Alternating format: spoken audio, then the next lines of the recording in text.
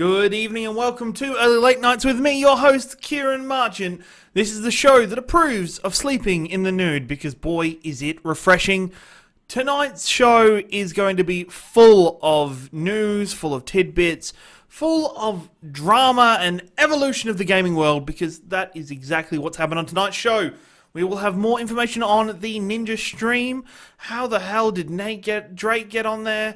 Who is Drake? Well, you know who is Drake, but that's fine. We'll also be talking about Geralt's new position on the Soul Calibur roster, and we'll be diving into my tidbit of the week. This week we'll be talking about Crossplay, but first, I have a problem. People, and it's just not okay. It's not okay to mess with me, internet. It's not okay. I'm just a young boy. I'm just fighting for it, just really trying to get through, and the internet kind of screws me. If you didn't already know, I am a massive Spyro fan. So, I love Spyro, and I got so excited when I heard the news break about there's possibly a remaster in the works coming out this year. And then, yesterday came some news from Reddit user, I'm not saying your name properly because shame on you, sir. Shame on you. From B4D4SS. Supposed to say badass. No, it's not your name. You're not a badass. Who released a leak that Activision were going to be doing an announcement at 1 PM PT, which would have been some point today for us here in Australia, to announce something called the Spyro Treasure Trilogy Remaster. It never happened. It never happened, people. We were waiting around. We looked at it. If Activision got scared off to disprove this leak, I don't know, but it's just so sad. And just, he was a somewhat credible source because he was the same person that a week earlier broke the Call of Duty Black Ops 4 news. So people thought, he has some kind of credibility. He said the information was coming directly from Activision inside itself. But, my goodness, please don't leak things unless you know it's gonna happen. Activision, just give me Spyro. Just give me my boy. But, in shadowier news, Square Enix came out last night with a new trailer for Shadow of the Tomb Raider. This game, and this is why I'm talking about it in the same segment, full of leaks, has never had so many leaks happen before ever. I've never seen a game get this leaked on, have this many leaks. It's like a sieve, non-stop. All the information I know about Shadow of Tomb Raider have come from leaks. And you know what's the worst thing? This trailer that they, announced was the reveal trailer for it. It was 20 seconds long with no gameplay and just barely any, kind of substance to it. It was almost like a couple screenshots. And, okay, they've announced the release date. Release date will be September 14th, 2018. And they're going to have reveal events on April 27th. But, come on, guys. You don't need to hype up reveal events. Just tell me when they come in. Don't do this crap. Because now I don't trust you or care about the 3 reveal events on the 27th.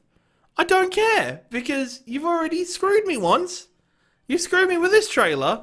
I'm going to be disappointed. Hopefully it's good to see September 14th. I don't think there's anything else scheduled to come out that day or within that week proximity. So that's a really good thing to see compared to last time with Rise of the Tomb Raider's original release on Xbox going up against Fallout 4. We all know how that went, don't we?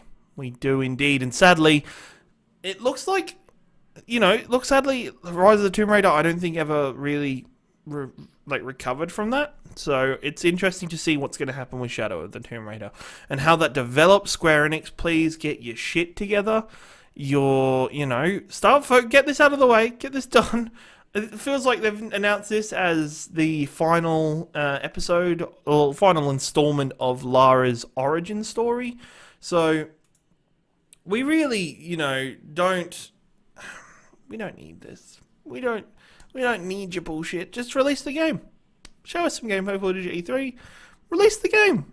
That'd be bloody fantastic. Now, yesterday social media went nuts. Went absolutely fucking nuts. And I came on to Twitter and Facebook about like 3 o'clock my time. And all of a sudden, there's all these tweets about some streamer called Ninja, about Drake, and then about Logic wanting to play on his stream. And I didn't know what the fuck happened. I was so confused, so I jumped on and had a look. So if you don't know, Ninja is one of the best Fortnite streamers out. He didn't really rise to prominence until Fortnite became a big thing. And now he has, until yesterday, he had 100 and I believe it's either 170 or 180,000 subscribers, which is a fucking lot. And so he had that, and then randomly yesterday on his stream, Drake's playing with him. As in Drake, the rapper, because I totally knew that before I recorded the show. Drake, the rapper's there. Holy motherfucking shit, that's Drake. That's kind of cool. And then all these people start watching. And then all of a sudden, he gets 10,000 subscribers during the stream. 10,000. There was a point in the stream where the chat panel on the side of Twitch was just, this person has subscribed, this person has subscribed. He mentioned that about Twitch Prime subs at one point. Holy motherfucking shit, there was so many Twitch Prime subs that came up. That's ridiculous. And that's without him reading out, he didn't read out any donations. Did not read out a single donation throughout that time because he was getting so many of them. Drake had to turn his PlayStation notifications off because he was getting that many friends requests, or he got told to put them on auto decline. This is just the Twitch world went nuts. Went absolutely nuts. There's now people in Fortnite wanting a hotline bling emote, that gif where he's like moving his knee and clicking his head and bobbing his head. And for me, looking at it and seeing the amount of people that went and then covered this goddamn thing, what's this going to do for Twitch? Because there's already a decent amount of people that cover Twitch. There's already, Freddie Prinze Jr. that streams. So there's also, and it's just interesting to see these celebrities known for other things, other media, say TV and film, that are coming onto Twitch and being a part of the Twitch ecosystem. And it's going to be crazy to see what happens. Boy, I would not doubt to believe another celebrity will jump on in the next week. Cause another streamer to go nuts. If anybody, if you're a celebrity and you want to come hang out on Explosion Network, I won't say no. Hell no. Come do it. But I just hope this is a positive change for Twitch. I think this is one of those events that is going to change the course of how Twitch grows. It's going to really alter everything. This Ninja was already a big streamer. So he's now got either 180,000 or 190,000, pardon my counting, subscribers. And that is, normally with Twitch, you get half the amount of that money goes to the streamer, the other half goes to Twitch. But because he's such a long-time partner and he's such a big streamer, that he gets a bigger proportion of that. So that is huge for that guy. That is so big. So these rappers, these artists, it's going to be interesting. It's going to be an interesting couple of weeks to see exactly where this goes. Keep an eye out for it. Let me know what you think at your boy. Tweet me at your boy Ringo, or talk to me after the show, because there's so much to unpack about this. There's so much to really get into, because it just shatters records. It makes Fortnite such a popular game. It has so much impact on the show and so much impact on the game itself that it's crazy to think. And thanks to the power of Crossplay, which we're going to be talking about a bit later in the tidbit, Drake was able to play with Ninja. Ninja's a PC gamer. Drake is a PS4 gamer. They were able to play together. So this is something we've got to check out. This is something we've got to keep an eye on over the next couple of weeks, especially here at Early Late Nights. If you want to be a guest on anything else, come do it. Am I doing the right thing, like self-promoting and chilling myself out? Is that the right thing to do? I hope it is. And now on to story 3. The third topic of the show is Geralt of Rivia. My man. My boy. The White Wolf. The Witcher. Boy, oh boy. Do we get teased last week when on the CD Projekt Red? Sorry, I'm going to say that wrong like so many times.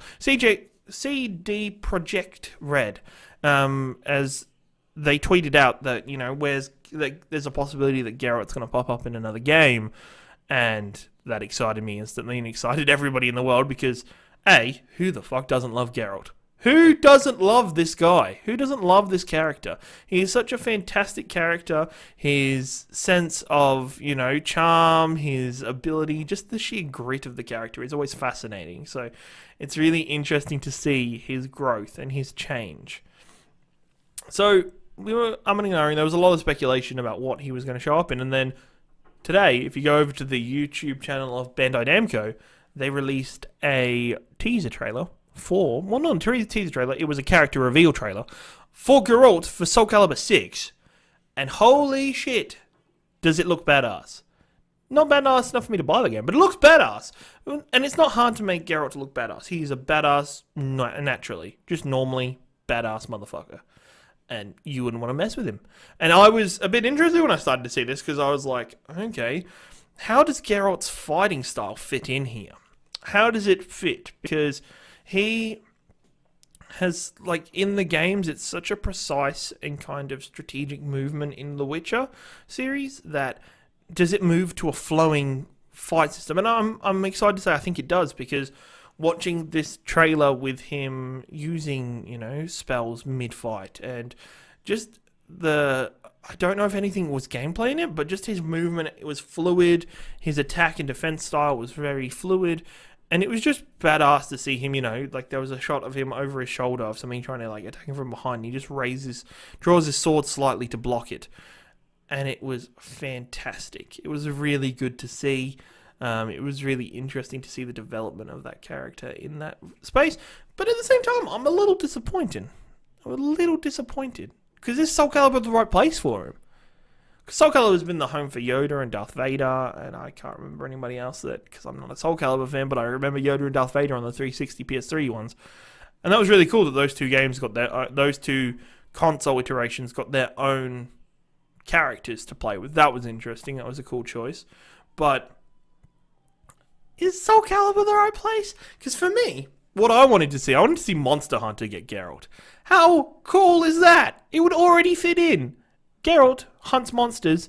Monster Hunter gets him in the game. I don't know if he's a playable character. I don't know if there's a little DLC pack with him. That would be kind of cool. It'd be a lot of work, but it'd be awesome to see this, this Polish character step into a world of a very Japanese RPG. That'd be so interesting. It would be full of life. It would be interesting to see how does Geralt capture these things? Does it change the gameplay at all? Does it make his silver weapon more of an interesting, intricate item into the game? There's a lot of things that I'm interested in seeing. But Soul Calibur 6 is the first step. It's the first step for them to really grow their brand and really show what they're capable of. So good job to both parties. Good job seeing it. I'd like to see more characters from different games cross over into other games, see more in even just in the last week with the speculation about who's going to be in Smash Brothers, just the ideas that are floating around Smash Brothers is crazy. And that's thanks to the growth of Nintendo over the last year or two with the Switch. And that's where we're leaving. If you got any questions about our top topics for this episode, please tweet me up at your boy Ringo, as I've said a billion times already. Talk to me after the show. If you have any ideas for topics in the future, send them through to me. I'll see if I can I'll have a look. I'll have a chat about them if you want my opinion. But we're going to the tidbit of the show. The tidbit. And this was brought on by that Fortnite stream with Ninja and Drake. This was brought on by them for me because I want to talk about crossplay in the current iteration of gaming that we're in. Because, why is it so difficult, people? Why is it so hard? Just even with Fortnite, actually, wait, pause in for a second. Epic Games, fuck you guys.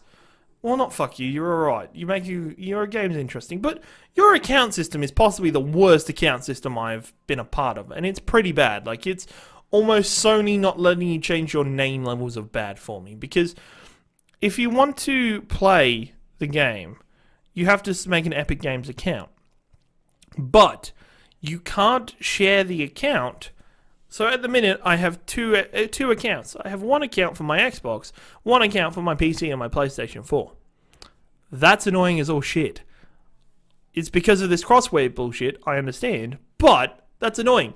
Why can't I just use my PlayStation 4 account over my Xbox and just, you change it in the background? Make it different in the background. Woo! But no. So, Fortnite is crossplay between PC and PlayStation 4 and Xbox, and I'm not sure if Xbox is crossplay with PC, but they can't go all the way around, which frustrates the shit out of me, and Microsoft's recently come out and said, hey, we want to do this. PlayStation, once again, cock-blocking it to the max. And I want to know about this. Is that true? Is that the truth of the matter? Are Sony the ones that are being total cockblocks about the situation? Or is Microsoft just saying this to kind of make themselves look like the good guy?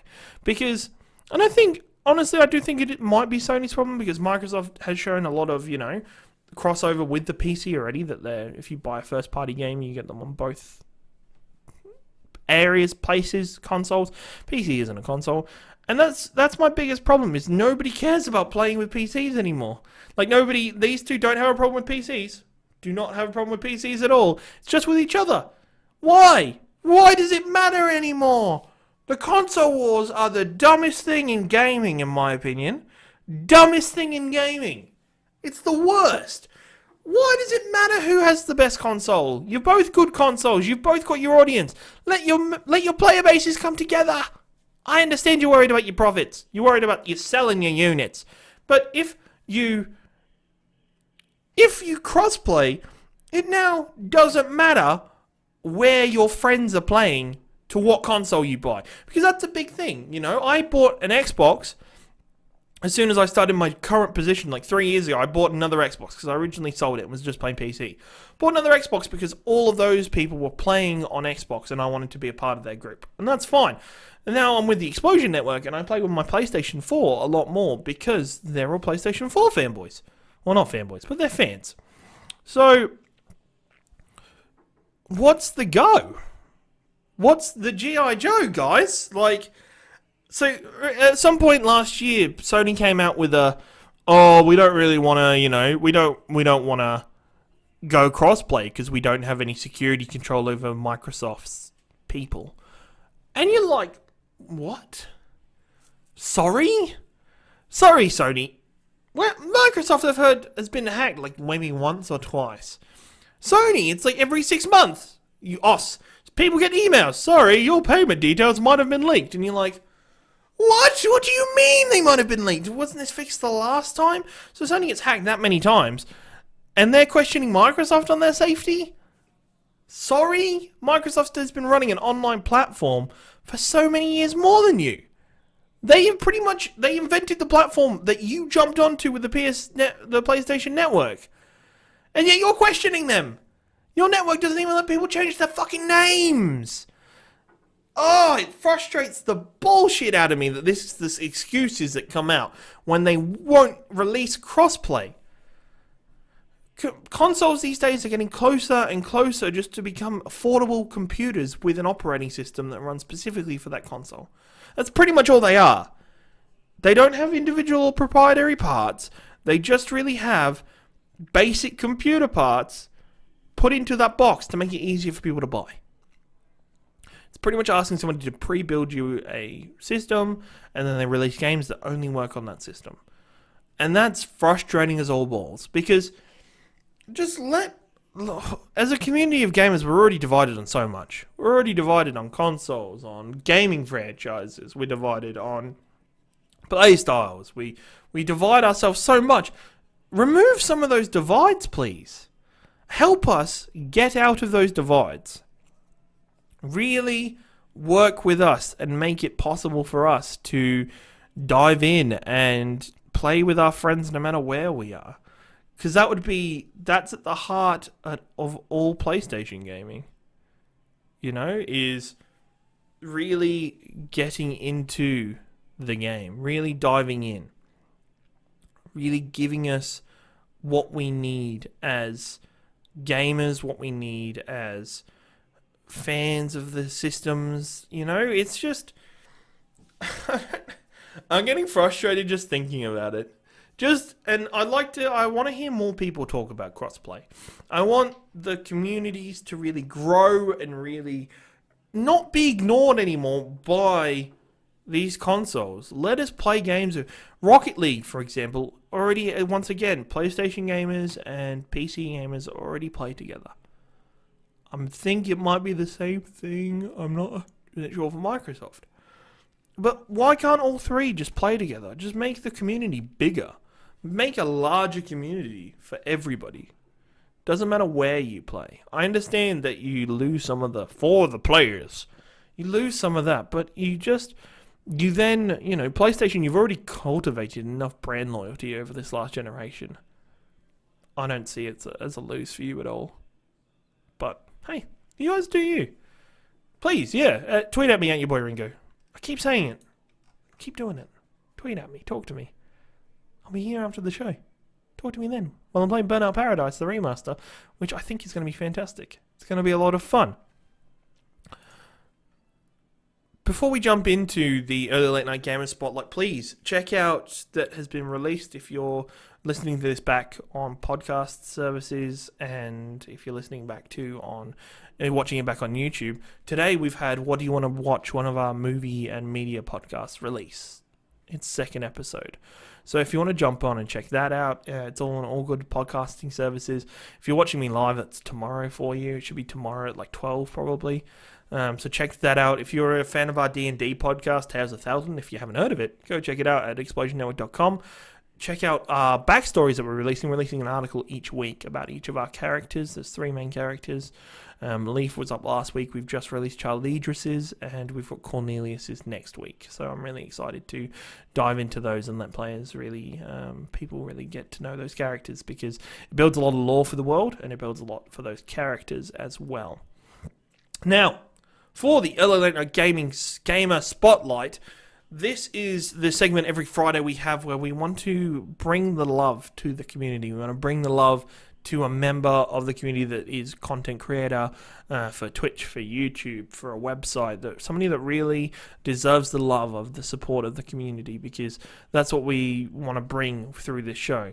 So I've had, this one's nominated by Nicholas Pryor, another member of the Explosion Network, who has really enjoyed this streamer. But if you have any nominations, please send them through to me at mail@explosionnetwork.com. If you send them through with a reason why you want us to spotlight them and some information about the streamer, we'll check it out during the week like I have with this person this week. I've watched a couple of their videos past to really get an idea of who they are. So this week, I want to talk about Mags TV, which is a Twitch channel. So go to his Twitch channel, twitch.tv/MagsTV. That's MAGZTV. He's also on YouTube, and it's a fantastic environment to join. If you like simulation games, if you like, World of Warplanes, War Tanks, that kind of war simulation, if you enjoy PC gaming of any sort, Subnautica seems to be a big thing of his at the moment. It's a fantastic and welcoming environment that is a lot of fun to be a part of, to watch a pretty family-orientated man hang out with his viewers and really get support. It's a true blue Aussie stream. If you're watching the video, you'll see there's a kangaroo in his logo. It's a true blue Aussie stream, and it's a fantastic thing to watch. I really love checking it out, being a part of that, and really diving into it. It's been special. And I think it would be, if you want to get into PC gaming, if you want to check out the more hardcore simulation games, if you want to check that kind of style of gaming out, go over to Mags TV. Go over and just check it out. Hang out in his chat. Say good day.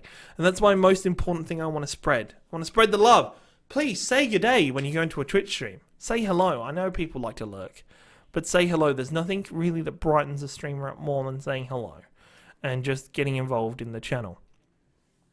And that is our early late night spotlight of the week. Tune in next week. On next Friday, we'll have another gaming spotlight. Check out the one from last week, Daniel Darrison, who's a fantastic streamer. Send in your instructions. Remember, this has been Early Late Nights with me, Ciaran Marchant. This goes live 6:30 every Tuesday and every Friday on twitch.tv/Explosion Network. But if it's okay, if you can't make it live, the following day, every Wednesday and Saturday at 7 p.m, you will find us going on demand on YouTube, on our YouTube channel, on bit.ly/Explosion Network. Subscribe to that so we get some more, so we can get a URL. And also on any good podcasting services, there will be my face with my voice. That's exciting. Thank you for joining me. Please stick around after the show. I'll be in Twitch chat, hanging out, talking, shooting the shit, diving into the gaming news for the week. Thank you very much for joining me. As always, we end every show with 60 seconds of media madness, where I'll get through as many of the little, smaller news topics that I've missed for this show. Thank you for joining me. Splinter Cell has been leaked on Amazon. There's going to be a new Splinter Cell game. There's probably not much information on it, so we're going to have to wait till E3, but I'm excited for Sam Fisher to come back. Sam Fisher is a fantastic game. It looks like it's going to be more like Chaos Theory and Conviction. No, not Conviction. I think Conviction was a weird one. But it's going to be like Chaos Theory. GTA 5 is getting a premium edition coming out to PlayStation 4 and Xbox, which means you get the game, but you also get like millions and millions of dollars on GTA Online straight away, so you can just be an instant millionaire, because who wants to work their way up in that game currently? Mobile Fortnite has started testing. It looks interesting. I've seen a couple of videos of people playing it. It looks like the game's functionable. And guess what? Also, PUBG has started testing their mobile game in Western America. Which, you know, what a coinky dink.